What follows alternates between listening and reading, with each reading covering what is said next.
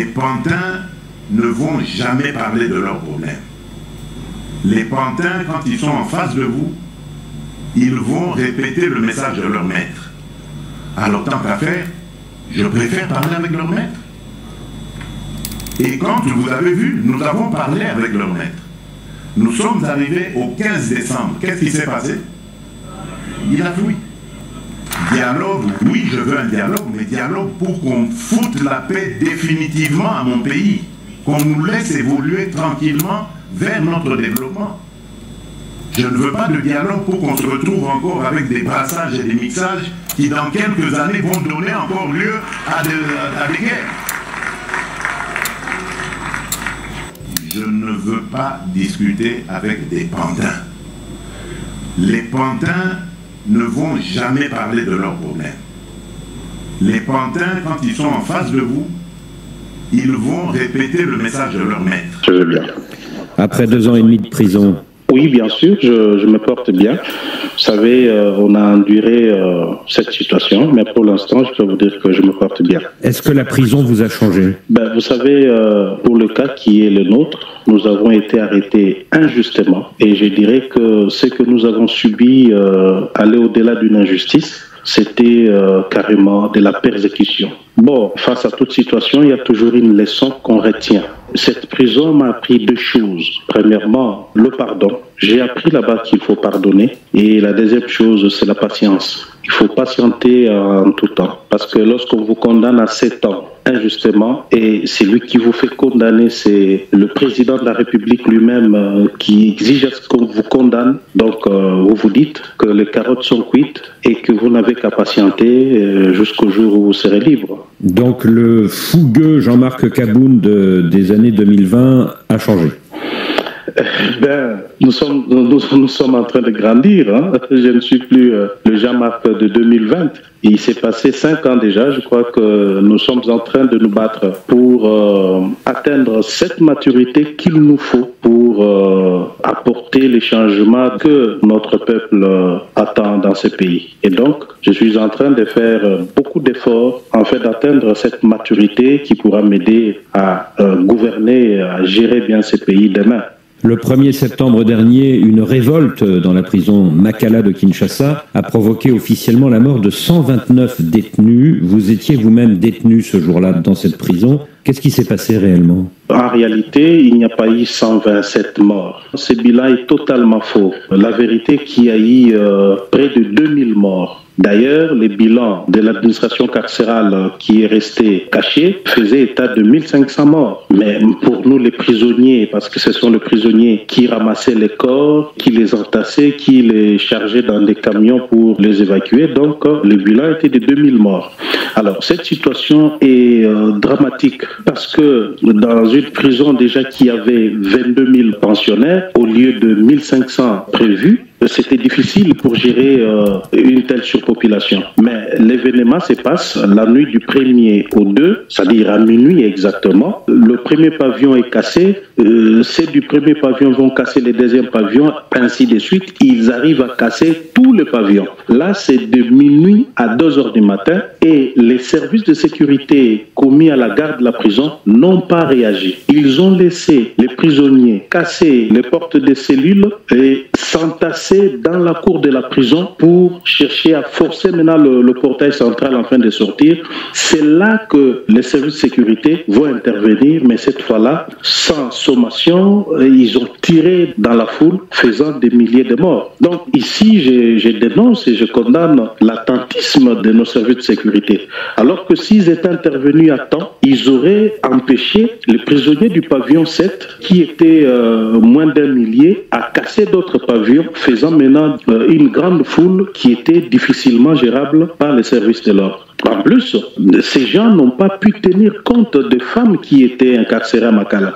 Parce qu'ils savent bien que chaque fois qu'il y a tentative d'évasion, les prisonniers se dirigent toujours dans le pavillon des femmes pour violer. Et je vous dis que mon pavillon était juste à côté du pavillon des femmes. Nous avons vécu des choses horribles. 400 femmes ont été systématiquement violées par des milliers de prisonniers. Alors que la porte de sortie de ces pavillons donne directement à quelques mètres de là où les services de sécurité ont leur campement. Ils n'ont pas tenu compte de ça, ils ne sont pas venus intervenir. Ils ont laissé tout cela se passer et comme solution, c'était tirer dans la foule sans sommation pour faire des milliers de victimes. Et vous-même, comment avez-vous survécu ? J'ai survécu par la grâce de Dieu parce que le pavillon 8 où j'étais logé était aussi cassé, contrairement à d'autres cas d'évasion qui ont eu lieu dans les temps à Makala. Le pavillon 8, considéré comme VIP, n'a jamais fait l'objet de ce genre de choses. Mais pour cette fois-là, le pavillon 8 a été cassé, les prisonniers violents avaient pénétré à l'intérieur, pillant, cassant tout à leur passage. Bon, j'ai eu la vie sauve parce que les autres pensionnaires qui étaient avec moi ont estimé que je ne pouvais pas rester visible. Ils sont allés me cacher dans une chambre qui était petite, qui n'a que 4 pensionnaires. Heureusement pour moi, cette chambre a une porte blindée. C'est là que j'ai eu la vie sauve. Et vous dites qu'il y a un rapport de l'administration pénitentiaire qui parle de 1500 morts ? Justement. Et ce rapport, vous l'avez vu ? Il n'a jamais été rendu public, il est resté confidentiel. Mais vous savez, nous étions en contact permanent avec les agents pénitentiaires qui nous ont fait savoir que réellement pour eux, ils avaient dénombré 1500 morts, alors que ce n'était pas vrai, c'est au-delà de 1500. Et ces agents pénitentiaires vous ont dit qu'il y avait un rapport de l'administration pénitentiaire parlant de...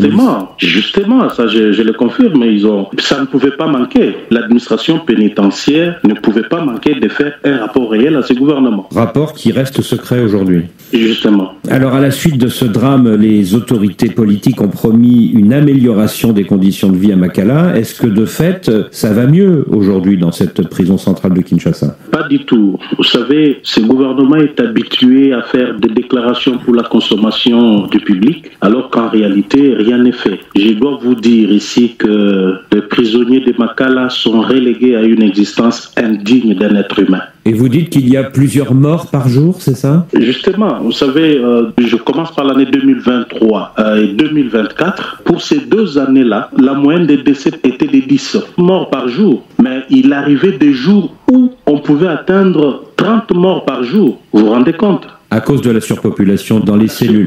Justement, oui, il y a plusieurs raisons qui justifient cela. La surpopulation, le manque de soins médicaux, la nourriture qui manque. Il y a pas mal de raisons qui font à ce que ce nombre de décès puisse en tout cas être vrai. Longtemps, Jean-Marc Kabound, vous avez été l'un des principaux compagnons de Félix Tshisekedi.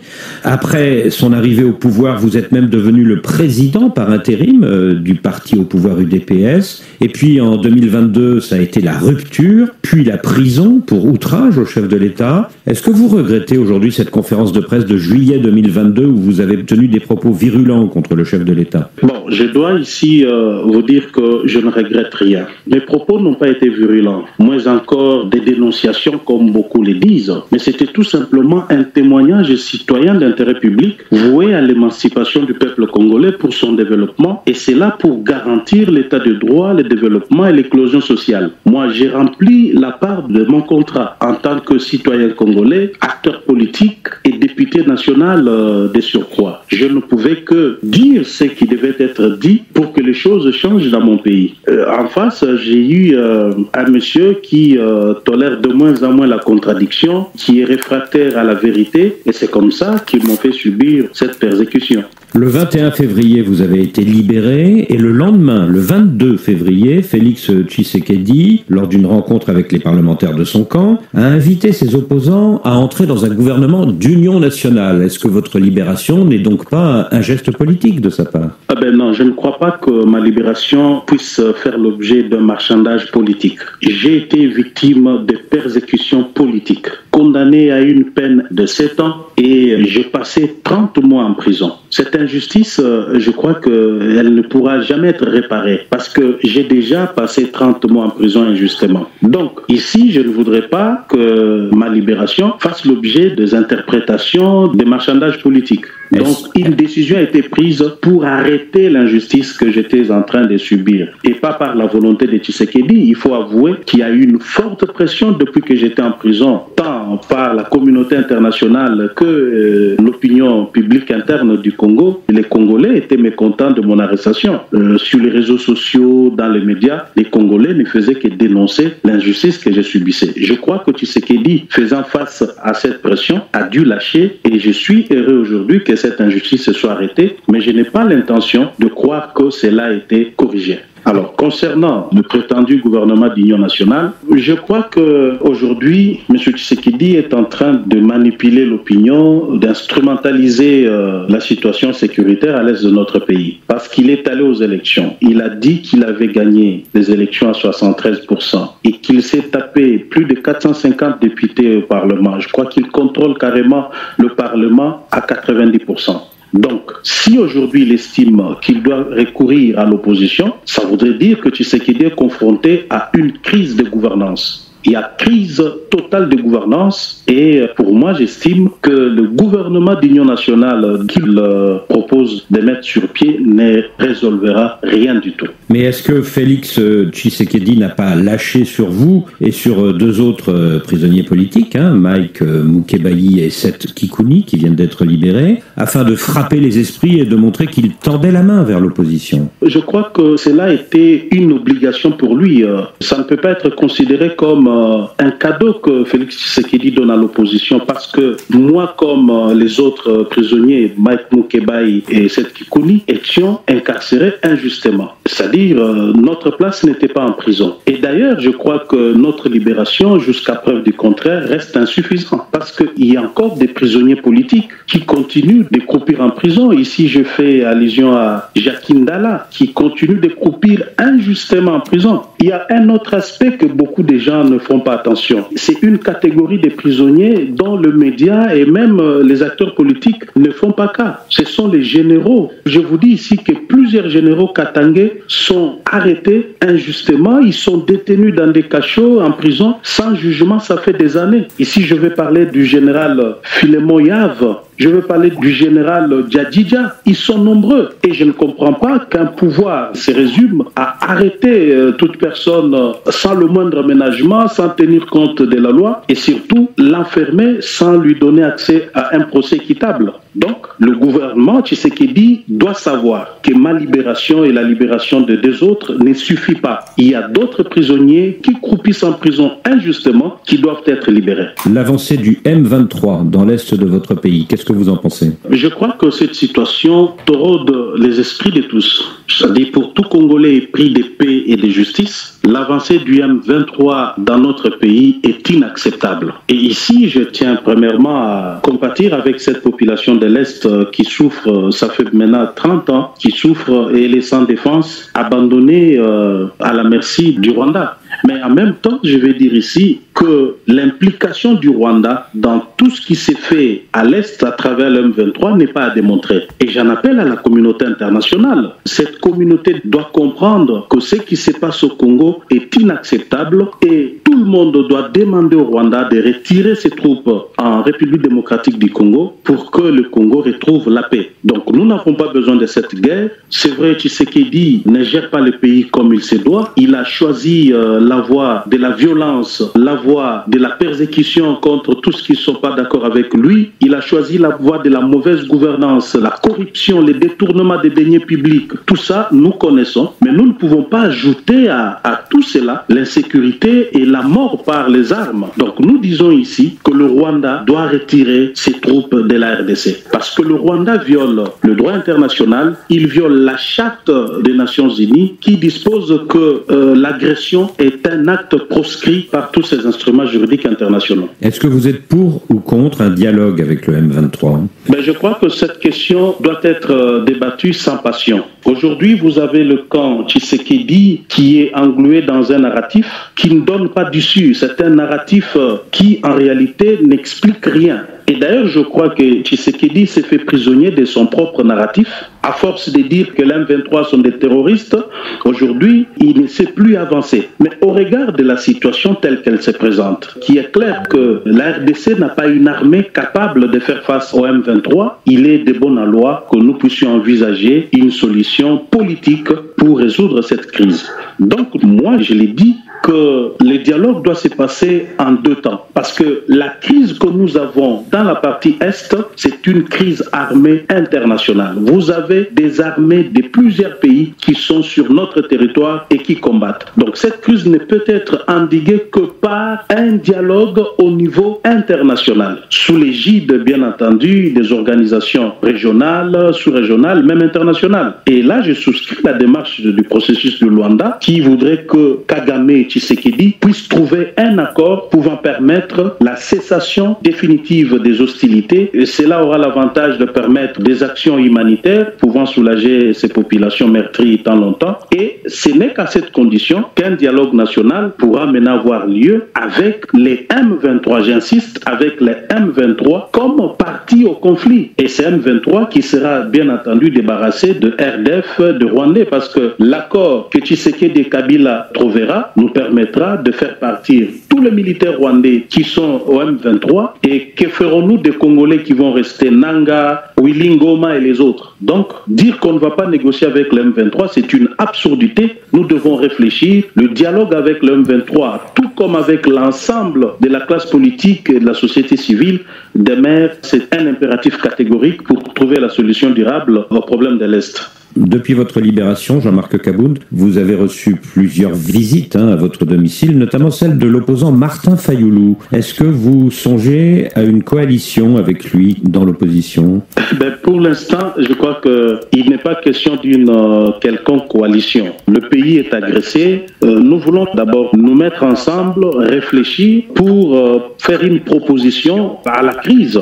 Nous voulons, nous, en tant qu'opposition, donner notre contribution à la résolution de cette crise. Se mettre ensemble pour produire un programme commun, une candidature commune, ça viendra après. Nous ne pouvons pas parler de ces choses-là tant que notre peuple est en train de mourir. Pour l'instant, la priorité, c'est la paix à l'est du pays. Mais vous réfléchissez, avec Martin Fayoulou et d'autres opposants, à une initiative commune, c'est ça? Bien entendu.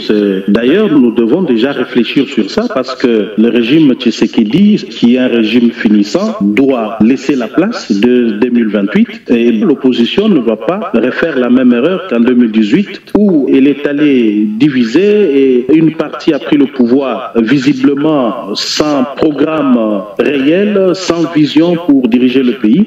Mais cette fois-ci, le Congo a tant souffert. Le Congo a besoin des dirigeants honnêtes, des gens qui vont accéder au pouvoir pour travailler afin de pouvoir donner le changement entendu par notre peuple. Et vous êtes en contact également avec l'ancien président Kabila? Je crois que c'est un acteur politique important de notre pays. Je ne vois pas pourquoi je ne peux pas être en contact avec lui. Mais d'ailleurs, moi, je veux même plus loin. Si demain, j'avais l'occasion d'avoir le contact de Nanga, je l'appellerai et je lui parlerai. Je lui dirai ce que je pense de ce qu'il est en train de faire. Donc, je suis là pour parler à tout le monde. Et que diriez-vous justement à Corneille Nangaa, le patron du M23? Je lui dirais tout simplement que ce qu'il est en train de faire, on l'a déjà vécu dans ce pays. Avec Mouzé Kabila, on connaît les conséquences. Il doit arrêter de verser le sang des Congolais et revenir vite. Il doit arrêter à travers un cessez-le-feu. Je ne sais pas ce qu'il est en train de faire là, les cessez-le-feu unilatéraux et qui finalement, 2 jours après, c'est lui-même qui le viole. Mais il doit décréter un cessez-le-feu et le gouvernement, je crois que dans sa position actuelle, ne pourra pas s'y opposer pour accepter d'intégrer le processus du dialogue en fin d'une résolution pacifique de ces conflits. Alors vous dites que Félix Tshisekedi doit laisser la place en 2028. Qu'est-ce que vous pensez du projet de nouvelle constitution? Non, ça c'est une vaste blague. C'était une vaste blague et j'ai dit que Tshisekedi m'a déçu. C'est vrai qu'il m'avait déjà déçu. Je l'avais exprimé lors de mon point de presse du 18 juillet 2022, mais je ne pouvais pas m'attendre à cela. Changer la constitution Constitution pour briguer un troisième mandat, c'est une insulte à notre combat. C'est fouler aux pieds le combat de Etienne Tshisekedi. C'est cracher sur la mémoire de tous nos martyrs, tous ceux qui sont morts pour la démocratie, l'état de droit et l'alternance pacifique. Je crois que Tshisekedi avait perdu la tête. Je crois que cela n'est ni moins ni plus un coup d'État constitutionnel. Donc Tshisekedi a commis l'erreur. Je crois que cela restera comme une tache noire que personne n'oubliera à son passage à la tête de ce pays. Si demain, Jean-Marc Kabound, le pouvoir libère les généraux actuellement en prison et renonce à son projet de changement de constitution, est-ce que vous pourriez accepter d'entrer dans un gouvernement d'union nationale avec Alliance pour le changement? Donc j'ai dit déjà d'entrée de jeu que je ne suis ni demandeur ni preneur de ces gouvernements. Le problème n'est pas seulement celui des arrestations. J'aimerais bien que ces généraux katangais recouvrent leur liberté et tant d'autres prisonniers politiques que je venais de citer ici, mais ça c'est une manche du problème. Un autre problème restera celui de la vision, parce que si aujourd'hui il est question que nous puissions être ensemble, cela ne doit pas être du fait de la volonté d'un individu qui veut sauver sa peau, qui veut sauver son pouvoir, et en fin de compte, nous tous ici, nous allons accompagner quelqu'un, un individu qui est Tshisekedi. Non, cela ne pourra pas se passer ainsi. Donc la gouvernance doit être basée sur un programme, sur une vision claire, et je ne vois pas Tshisekedi aujourd'hui garantir cela, premièrement. Et deuxièmement, Tshisekedi n'est pas un homme de parole. Tshisekedi ne respecte pas ses engagements vis-à-vis des autres. C'est vrai qu'il peut, dans un forum, dire voilà, j'accepte, ça sera ainsi, et puis demain, tout porte à croire que Tshisekedi va se rebuffer et jeter tout dans la poubelle et se comporter comme il s'est toujours comporté. Donc pour moi, je n'ai pas de garantie que Tshisekedi pourrait changer pour être ensemble avec lui. Et je considère que cela est derrière moi. Est-ce que vous vous êtes parlé avec Félix Tshisekedi depuis le 21 février? Non, pas encore, pas encore. Mais c'est prévu, hein? Non, moi je n'en ai pas l'intention, je ne trouve pas l'intérêt de lui parler, mais si lui le désire, je ne lui fermerai pas la porte, je lui dirai ce que je pense. Comme je vous ai dit ici que le jour que j'aurai l'occasion de parler à Nanga, je lui parlerai, je n'aurai peur de rien. Et même si Tshisekedi le désire aujourd'hui, et s'il veut me parler, je ne peux pas fermer la porte. La politique nous exige de toujours parler, échanger. Et est-ce que vous vous êtes parlé depuis le 21 février avec sa maman, Marthe Tshisekedi, avec qui vous êtes très liés depuis longtemps?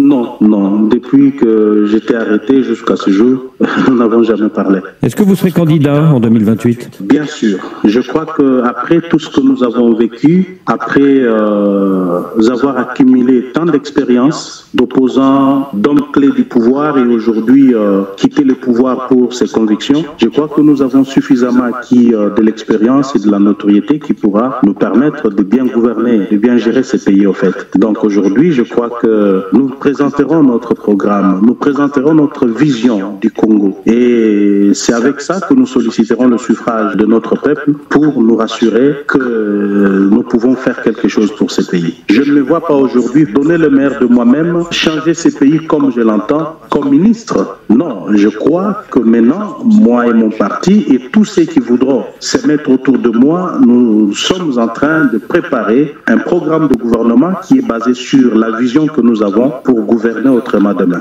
Oui, mais vous n'êtes pas tout seul, Jean-Marc Kabound. Il y a Moïse Katumbi, il y a Martin Fayoulou, il y a Joseph Kabila qui vient de revenir sur la scène politique avec sa tribune dans la presse sud-africaine. Oui, l'opposition congolaise a été toujours plurielle. Mais moi, j'ai toujours insisté sur un fait qui est plus important, c'est la transparence et la régularité du processus électoral. Dès lors que nous avons un processus électoral équitable, transparent, nous n'avons pas de crainte que celui qui va l'emporter va normalement diriger le pays. Donc vous êtes confiant à condition que le scrutin soit transparent. Justement. Jean-Marc Kabound, merci.